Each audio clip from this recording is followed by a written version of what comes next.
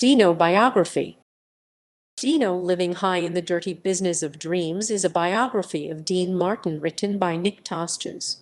It draws heavily from interviews Tosches did with Jerry Lewis and with Martin's second wife and lifelong friend Jeanne Biegger. The story begins with the births of Martin's grandparents in Italy and follows his entire life up to the point of publication.